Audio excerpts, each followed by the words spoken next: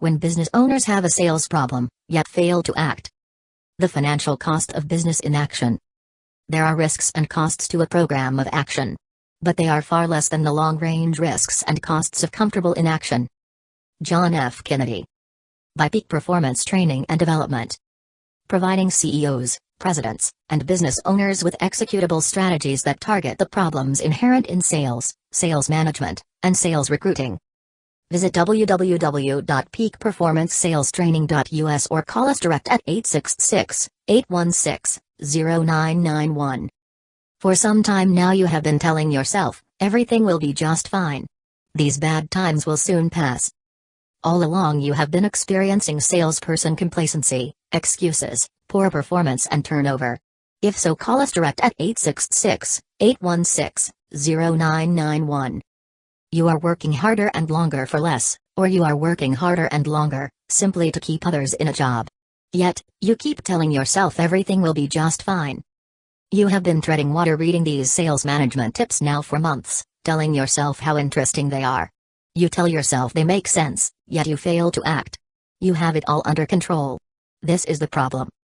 We as business owners want to think we have it all under control. By reaching out for help we may actually expose ourselves. However, you are exposing yourself to a much greater degree when you fail to act on what you now know is a problem that isn't going anywhere, until you act on it, that is. In a negative economy, or when conditions become extreme, human beings do not change. In extreme condition human beings become extreme in their behavior. This refers to the fact that we as human beings are habitual. Our habits form routines, and our routines will only deliver a certain level of productivity. In fact, what we tend to do is more of what isn't working. In other words, you do act, however you fail to change. Mistake number 1, more advertising and marketing, in order to get more leads. If your salespeople are not effective now at converting leads into meetings, and meetings into money, then why decrease your own margins? In other words, you have decided to spend more, to get more leads, in order to continue to close less. Mistake number 2, we compound our problem. Opposed to getting your salespeople on the same page, moving in the same direction, in a profitable manner, we sit back and complain about lackluster performance, and then we make a move. The move is not change at all. In fact, the move is where you simply rely on doing more of what is not working. We actually utilize the same ineffective hiring criteria and process that led you to hire this current group of mediocre producers.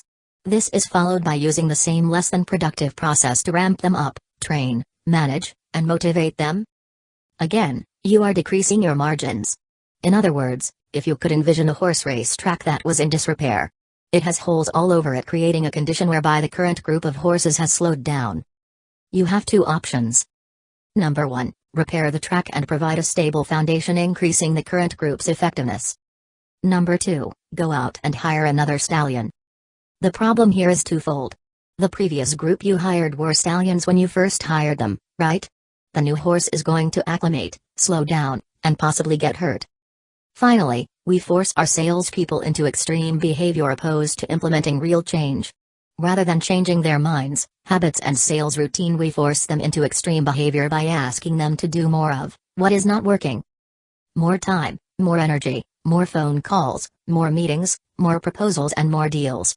However, when we ask our salespeople to rely on more of what is the direct cause of rejection, depletion of self-esteem and what many in management eventually see as the downward spiral, it results in one or more of the following consequences. 1. They quit and leave. 2. You ask them to leave, or 3. They quit and stick around. Call Peak Performance today at 866-816-0991 to discuss viable options.